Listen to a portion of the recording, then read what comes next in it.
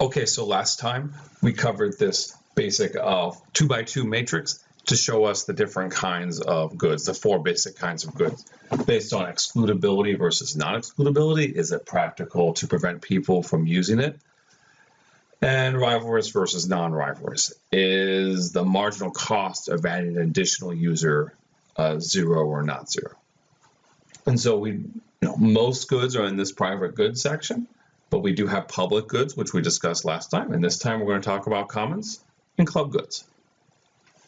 So when I do commons in class, I usually do this activity where I put some peanuts on the ground in this square. And then I have 8 students come around and gather around this little peanut farm that we're simulating. And I say, we're going to do a round of 30 seconds where you can gather as many peanuts as you want. And for every peanut you gathered, I'll pay a quarter for it. And then after that 30 seconds is over, we will double the number of peanuts on this land. Another 30 seconds to gather, and then you will get a quarter for every peanut you picked up, and then the game's over. Now, the optimal strategy from society is to wait 30 seconds, gather nothing the first round, and then you'll have twice as much money to pick from. But the problem is, if any one person decides to get it, because they can collect a bunch of money immediately and not have to worry about other people. And while sometimes we get a very tentative agreement between people, it's very nerve-wracking because everyone is watching everyone else to see if you'll make a move to grab a peanut before that 30 seconds is up. That first 30 seconds goes away. And sometimes they get through the 30 seconds. Sometimes one person makes a move that is totally innocent, but other people misinterpret it and they make a bigger move, and then it all comes cascading down. And then people are grabbing peanuts and then there's nothing left. And other times someone betrays them immediately, and as soon as they say time, they immediately get down and start picking them up. And the point is, even when it works, it doesn't work very well. Because even if they can double the number of peanuts and collect a lot of money, they know that they're going to be jockeying for that position, and they're very nervous in that first round. This is an example of a commons. Well, it's non-excludable. You can't prevent people from picking up peanuts. You can't prevent people from using the good, or in this case, harvesting the good. But it is a rivalrous, in that whenever anyone takes something, that prevents other people from taking that same thing. The consumers, in this case, consumers of peanuts gathering them, the people using it, they're rivals.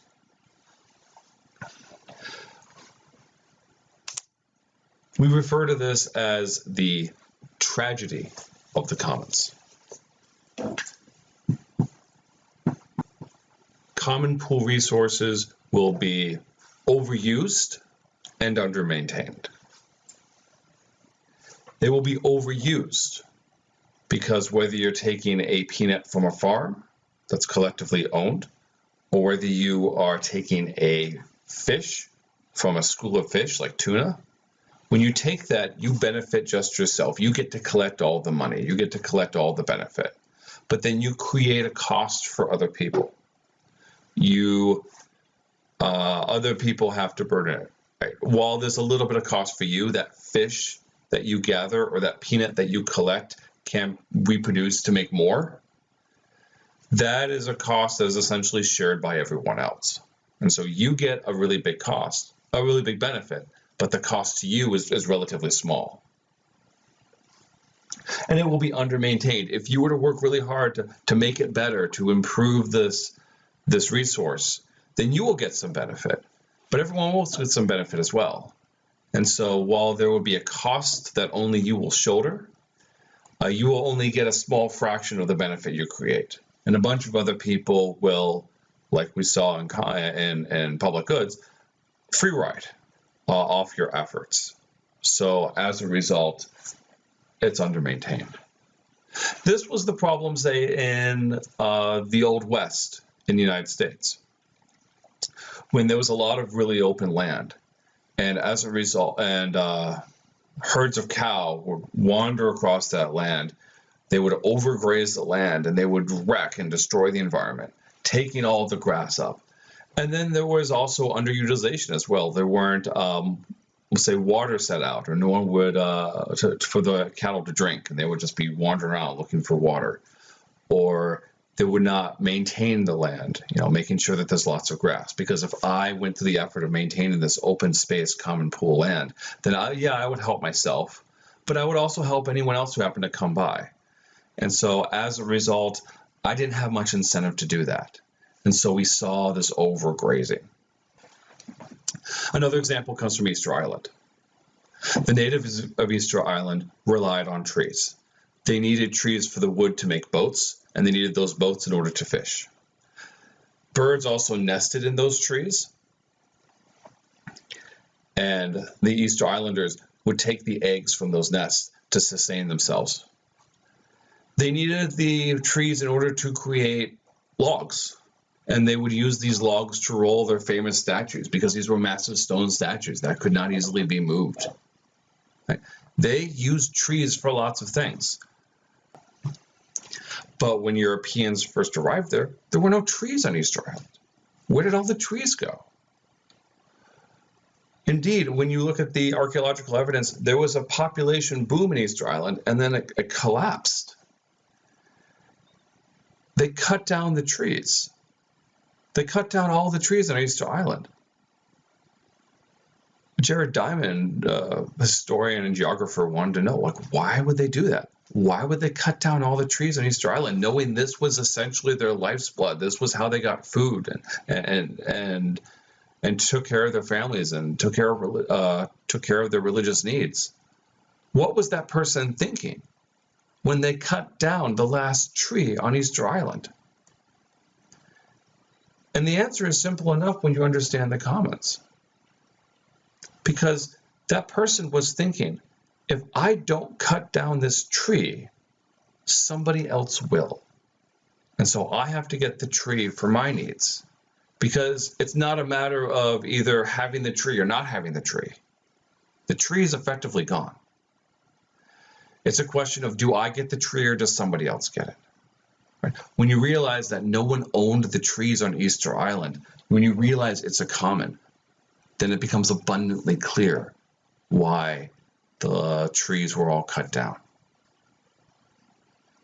One of the themes of the commons is that if you establish private property, if you move commons from this box to this box, from non-excludable to excludable, then you solve the problem.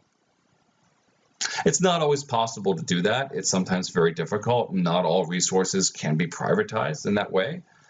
But if you see a situation where they could be, that solves a lot of problems.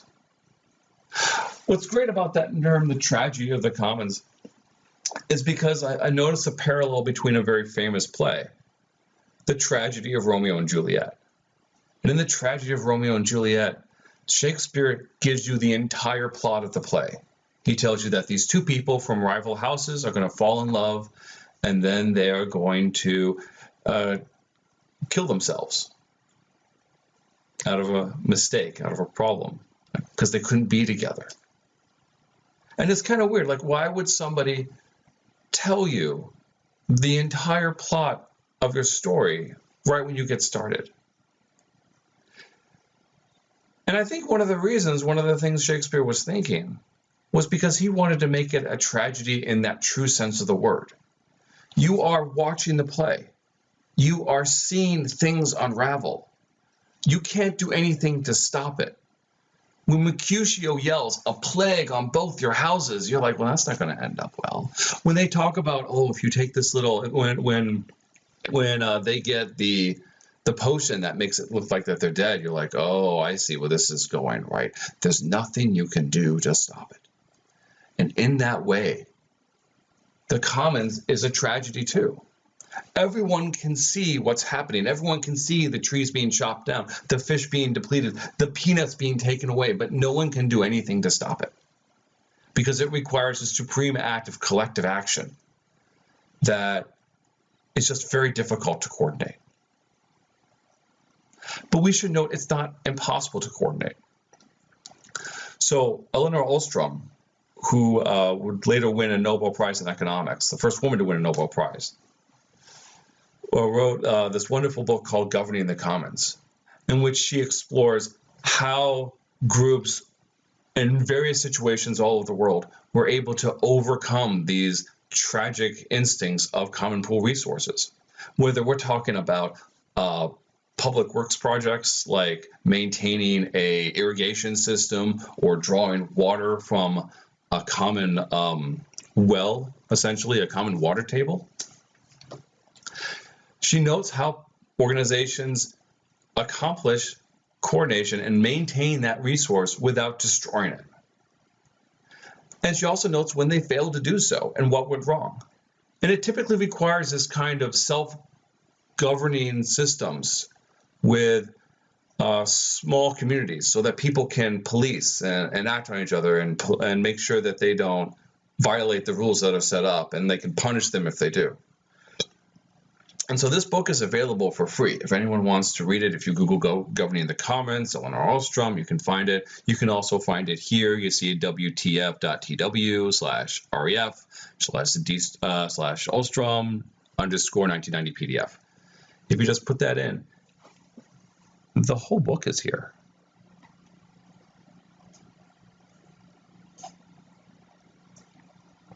Just so you're aware, this is something that economists grapple with. And it's complicated. But our short version to how to solve it is establish private property. Right? When you can, that's the best, most straightforward solution. Now let's take a look at this other section, club goods. So club goods are polar opposites of common, just like privates are polar opposites of public. Club goods are excludable. You can prevent people from using them, but they're non-rivalrous. Each additional user costs nothing. In other words, efficiency suggests that everyone should use them because the marginal cost of any additional user is zero. But it is possible to stop people from using them. It's very practical to exclude people. And because it's practical to exclude people and very easy to serve people, firms like to use it when they can, right? Video games are such a great example. Video games are a great example. When you download a video game, the cost of downloading that video game, the marginal cost, that additional cost of using it is nothing. Like, I guess you have to power the servers with electricity to make it. It's functionally zero. But you can, of course, stop people from using it. You can, of course, prevent people from using the video game. In some level, club goods are bad because from an efficiency standpoint, you want everyone to use it. But because you can prevent people from using it, then there are some people who get a benefit that's higher than the price, that's higher than the marginal cost, but they don't get to. Right? There's a little bit of dead weight loss here. There are some that would like the good, but they don't like it enough to pay for it. At the same time, because the cost is zero on the marginal cost is zero, societally speaking, we would like for them to have it. So for some people, the price is higher than their marginal benefit, and their marginal benefit is greater than zero. And so that's the bad part. That's the bad part about club goods. There's some deadweight loss. But the good part is that this is a potentially very profitable opportunity. And so the good part is there's a huge incentive to produce. And so as a result, we have services we might not otherwise have. We call one of the big problems with public goods is that it suffers from free riders. And so as a result, you have to kind of force people to pay for it. Otherwise, you might not get it at all. But we don't have to worry about that with club goods. For club goods, because you can exclude people, you can give them an incentive to contribute to the production. And because there's an incentive to contribute to the production, there's an incentive to also produce it. Another example, this is streaming services. When one more person signs on to Netflix, or one more person signs on to Hulu, or one more person signs on to Disney Plus, right? The cost to those companies for that additional user is functionally zero. But the revenue that they get is huge. That's why we've seen an explosion of these streaming services. People complain, oh, there's so many of them, but they're options. You don't have to use them. You can turn them on, you can turn them off, you can use them for a little bit and then take them away. It's a wonderful thing to have these options, and we have so much more content. They talk about this is the golden age of television for a reason, and this is a big part of that reason, because people can watch things when they want to. They can binge watch. They don't have to worry about necessarily commercials, and they just have so many options.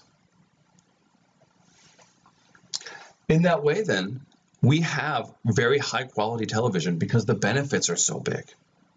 You can't get a Game of Thrones, or you can't get an Orange is the New Black, or you can't get whatever your favorite TV show is unless there's an incentive to produce it.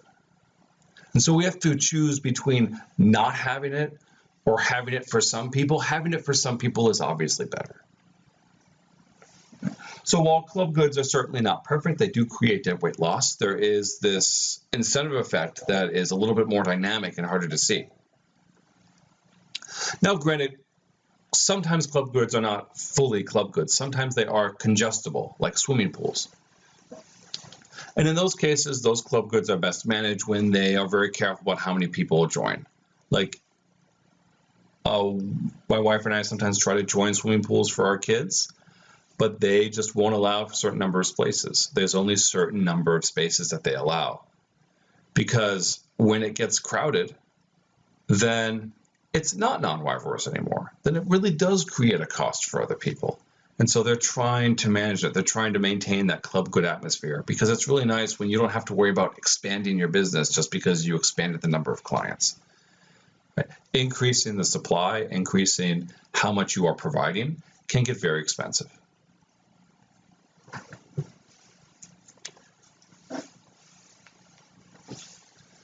Last little idea. One of the concepts that marries very well with a lot of the things we're talking about is a network effect. We typically are talking in terms of if there is one additional person that makes either things worse off for some people, or it doesn't really matter, they're indifferent. Like, I don't really care if someone else is watching Netflix, it doesn't interfere with my ability to watch Netflix. But there are things in economics called network effects, when the value increases as more people use it. To give you an example, let's imagine that only 2 people in the whole world had an email address. Then the good of email is not very useful, because you can only email that one other person. But if there are 10 people with email addresses, then they can email more people, and it becomes a much more valuable thing. And then if there's 1 million people with email addresses, then you get an email address suddenly went from having only 1 or 2 people you can email to having millions. That's a much better idea. That's much better. Like, that's that network effect. When there's more people in the network, then the value becomes more, and then the value of the good becomes greater. There are network effects in all kinds of goods. There are network effects in club goods. So Facebook and other social media is such an example. The more people that use it, the more valuable it becomes. It's non-rivalrous, right? It doesn't cost any more to add people, but you could exclude people. You can also see them in public goods, like language. Language is a public good. Language is a public good because it's non-excludable, right? You can't stop people from learning the language. And language is non-rivalrous. While it takes effort to learn a language, it doesn't create any costs on anyone else. It doesn't become harder to provide language, right? If you learn English, that doesn't interfere with my ability to know English. It's not harder to produce the language. So language is a public good, but language also gets network effects. The more people who know a language, the more valuable the language is. No one wants to learn a language, or few people would learn a language where only a handful of people speak.